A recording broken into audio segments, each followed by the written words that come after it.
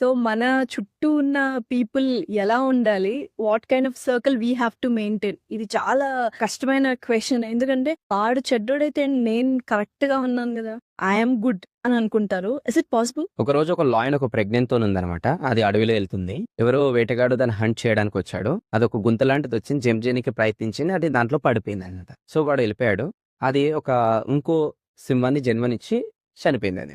So, next day గొర్రెలు కాసేటోడు ఏం చేశాడంటే అక్కడి నుంచి వెళ్తుంటే అది ఇదేదో చిన్న జంతువు ఇలా పడిపోయిందని తీసి ఆ గొర్రెలలో కలుపుకొని ఎళ్ళిపోయాడు. కొన్ని రోజుల పాటు ఆ చిన్న సింహం గొర్రెలనే పెరగడం స్టార్ట్ అయిపోయిందది. అండ్ ఒకరోజు పెద్ద సింహం ఏం చేసిందంటే ఆ గొర్రెల మధ్యలో ఒక ఏదో కనిపిస్తుంది. దాన్ని ఒకసారి చూడాలి మనలాగా కనిపిస్తుందని పోయి చూసింది. అది షాక్ అయిపోయింది చిన్నది చూసి. ఏది పెద్ద సింహం. "అరే! నువ్వు గొర్రెలలో ఏం చేస్తున్నావు?" అంటే ఆ చిన్న సింహం అంటుంది, "నేను గొర్రెనే కదా! నువ్వు గొర్రెలలో బై మిస్టేక్ పెరుగుతున్నావు. నువ్వు అక్కడేం చేస్తున్నావు? నీకు అర్థమైతలేదు కదా!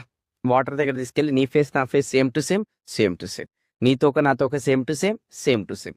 ఇప్పుడు నేను సింహంలాగా అరుస్తాను. అది సింహంలాగా అరిచింది. దీన్ని అడగమంటే మే అంటుందది. ఎందుకు? రీజన్ ఒకటే. అది గొర్రెల్లో పెరగడం స్టార్ట్ అయింది కాబట్టి అది కండిషనింగ్ అట్లా అయిపోయింది. ఈరోజు మనందరం కూడా సింహాలమే. But due to some kind of people మనం తిరగడం వల్ల గొర్రెలయిపోయినాం. ఆ టర్మినాలజీ కొంచెం తప్పుండొచ్చు. But purpose of the meaning అర్థం చేసుకో. Yes, okay. డెఫినెట్‌లీ.